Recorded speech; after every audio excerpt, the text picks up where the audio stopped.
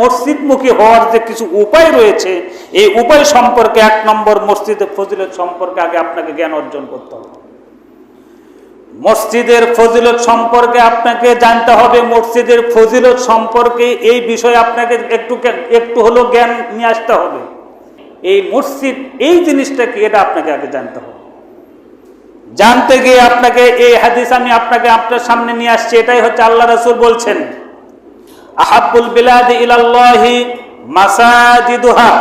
আবু হুরায়রা রাদিয়াল্লাহু তাআলা আনহু হতে বর্ণিত, তিনি বলেন আল্লাহ রাসূল জানিয়ে দিয়েছেন, আহাব্বুল বিলাদি ইলাল্লাহ, আল্লাহর কাছে প্রিয় জায়গা, আল্লাহর কাছে প্রিয় জায়গা, আল্লাহর কাছে অত্যন্ত প্রিয় জায়গা, সেটা হচ্ছে মাসাজিদুহা।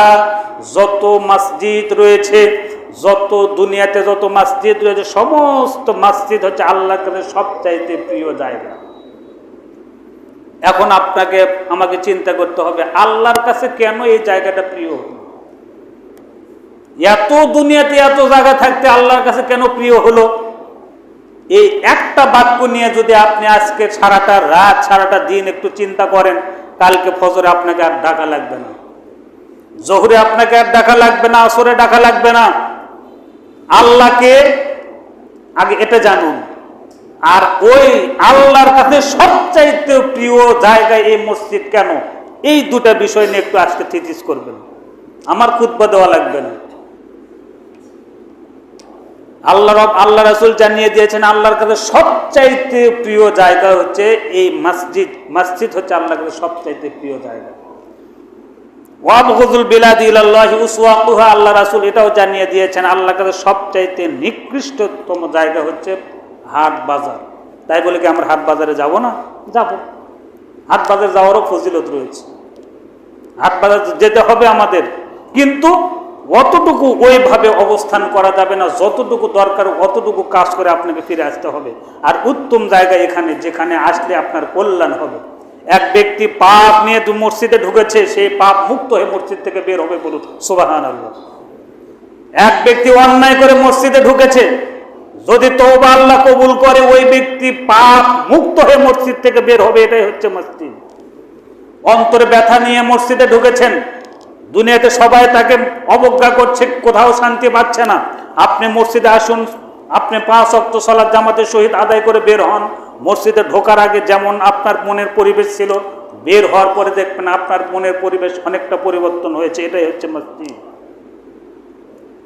যেখানে আসলে আপনি হজের সওয়াব পাবেন, যেখানে আসলে আপনি মানে উমরার সওয়াব পাবেন, যেখানে আসলে আপনি কি বলে যে আপনার শান্তি এবং রহমত, কল্যাণ, বরকত নাজিল করবেন আল্লাহ, সেটাই হচ্ছে মসজিদ।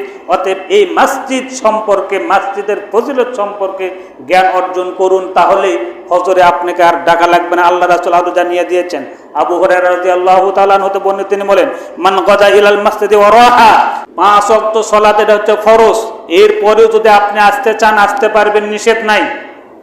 এজন্য আল্লাহ রাসূল বলছেন, কোন ব্যক্তি মানে যতবার সকালে এবং রাত্রে যতবার যে ব্যক্তি মসজিদে প্রবেশ করবে, আল্লাহ রাব্বুল আলামিন ততবার তার জন্য জান্নাতে মেহমানদারি ব্যবস্থা করে রাখবেন, বলুন সুবহানাল্লাহ।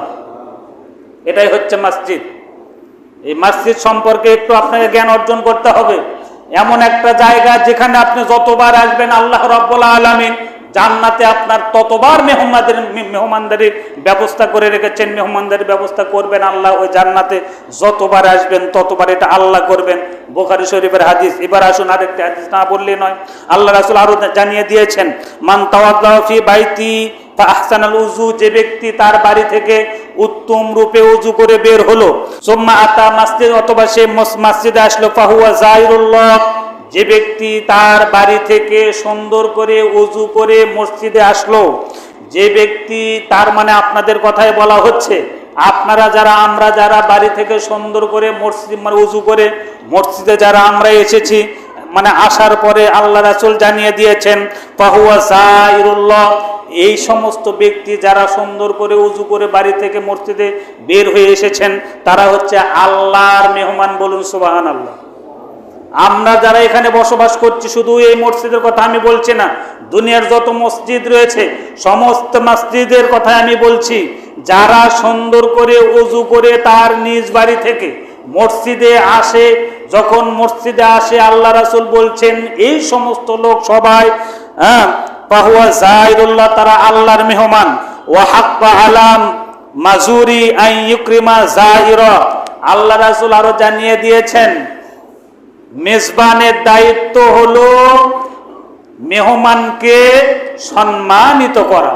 আপনার বাড়িতে যদি আমি যাই, আমি মেহমান, আপনি হচ্ছে মেজবান, আপনার দায়িত্ব হলো আমাকে সম্মানিত করা, আমাকে ভালো খানাপিনা করা। ঠিক তেমনি ভাবে আল্লাহ রাসূল জানিয়ে দিয়েছেন যারা মসজিদে আসবে, যারা সুন্দর করে ওযু করে বাড়ি থেকে ওযু করে যারা মসজিদে আসবে, কিসের জন্য মসজিদে আসে? মসজিদে আসে তারা সালাত আদায় করার জন্য।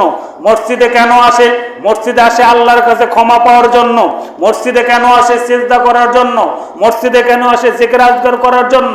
এই যে ভালো কাজের জন্য আপনি যখন মসজিদে আসবেন আল্লাহ রাব্বুল আলামিনের, তখন আপনি মেহমান হবেন। আর মেজবানের দায়িত্ব তার মেহমানকে সম্মানিত করা। আল্লাহর দায়িত্ব আপনাকে এবং আমাকে সম্মানিত করা। বলুন সুবহানাল্লাহ।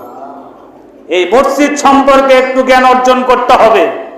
যদি এই জ্ঞান অর্জন করতে পারেন তাহলে আপনাকে আমি আবারও বলছি, ফজরে আর ডাকা লাগবে না, জোহরে ডাকা লাগবে না,